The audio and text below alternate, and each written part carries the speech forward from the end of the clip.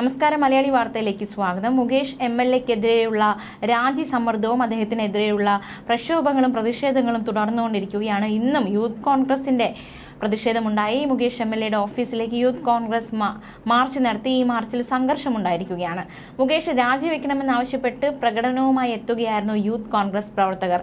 ഓഫീസിന് 100 മീറ്റർ അപ്പുറത്ത് ബാരിക്കേഡുകൾ വെച്ച് പോലീസ് ഈ മാർച്ച് തടഞ്ഞു.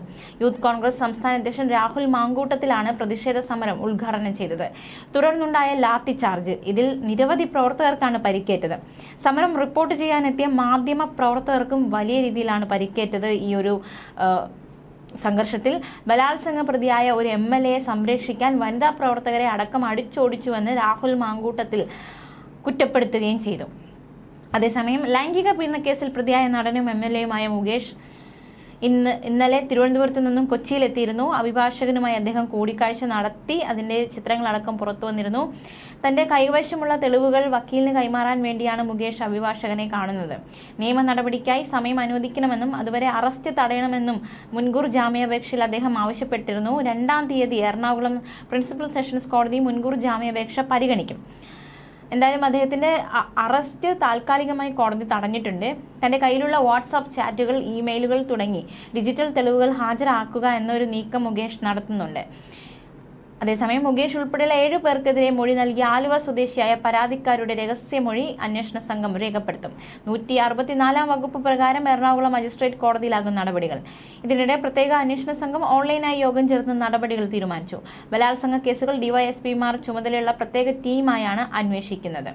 അതേസമയം ലൈംഗിക പീഡനക്കേസ് നേരിടുന്ന മുകേഷ് നിയമസഭാംഗത്വം രാജിവയ്ക്കേണ്ടതില്ല എന്നൊരു നിലപാടാണ് CPM സ്വീകരിച്ചിരിക്കുന്നത്. വലിയ രീതിയിലുള്ള സംരക്ഷണമാണ് CPM ഇപ്പോൾ നടൻ ഈ ഒരു വിഷയത്തിൽ നൽകുന്നത് എന്നതടക്കമുള്ള വിവരങ്ങൾ പുറത്തു വരുന്നുണ്ട്.